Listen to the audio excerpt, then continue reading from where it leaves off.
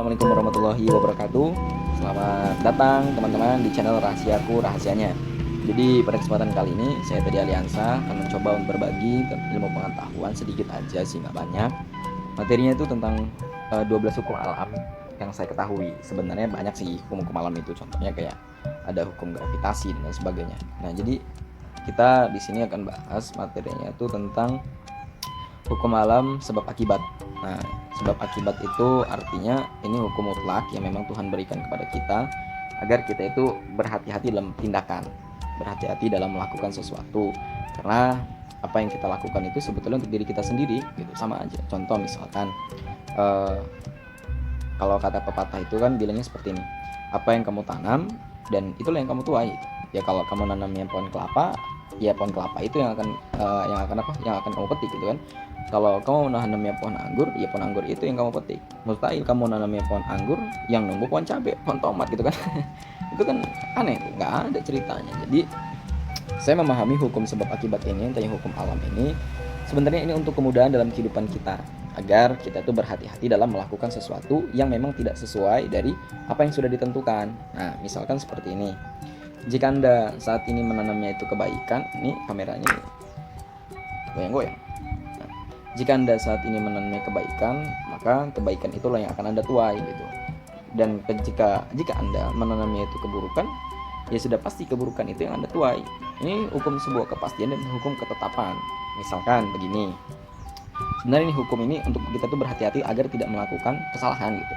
Nah, karena setiap kesalahan itu pasti ada hukumannya. Nah, contoh Anda misalkan itu memberikan orang lain sedekah, berinfak, untuk sholat, untuk sedekah dan lain sebagainya.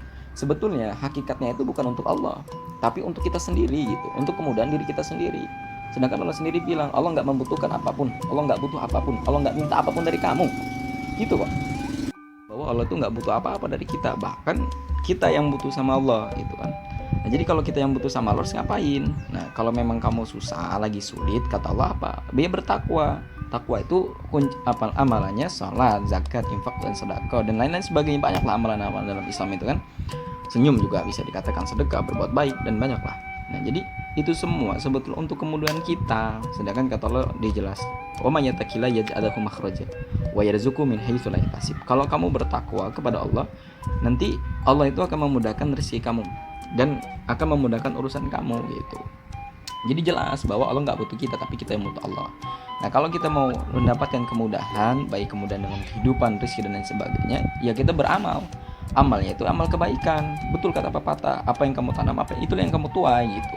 Nah, jadi di sini kita tahu bahwa agar kita ini kedepannya berhati-hati. Kalau kita nanamnya kejahatan, ya kejahatan itulah yang akan kita tuai di masa depan, gitu. Maka untuk ke depan kita tuh harus berhati-hati lah terhadap kesalahan-kesalahan yang akan kita lakukan.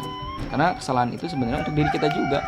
Itu kan kembali kepada diri kita sendiri, gitu. Dan itu sebuah kepastian. Misalkan Anda menipu, suatu saat Anda akan ditipu orang lain, walaupun ditipunya bukan orang tersebut juga, gitu.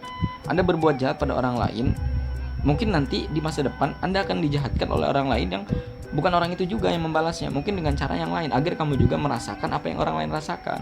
Karena apa yang kamu lempar, itulah yang akan kamu lemparan itu akan kembali ke kamu, gitu. Ibaratnya kayak bumerang gitu, dia akan kembali kepada diri kamu sendiri, gitu. Nah, ini termasuk hukum sebab akibat, hukum alam yang sebab akibatnya. Jadi segala sesuatu ada sebab dan penyebabnya. Tidak mungkin ada asap kecuali ada api, gitu. Jadi ada penyebab tertentu yang menyebabkan itu terjadi, kayak keberuntungan, kesialan dan sebagainya. Itu semua hasil dari apa yang kita lakukan lah, ya. Jadi perhatikan apa yang kita lakukan setiap hari, apa yang kita lakukan hari ini, apa yang kita lakukan setiap detiknya. Karena hari ini adalah cerminan di masa yang akan mendatang. Terima kasih, saya Teddy Aliansa. Wassalamualaikum warahmatullahi wabarakatuh.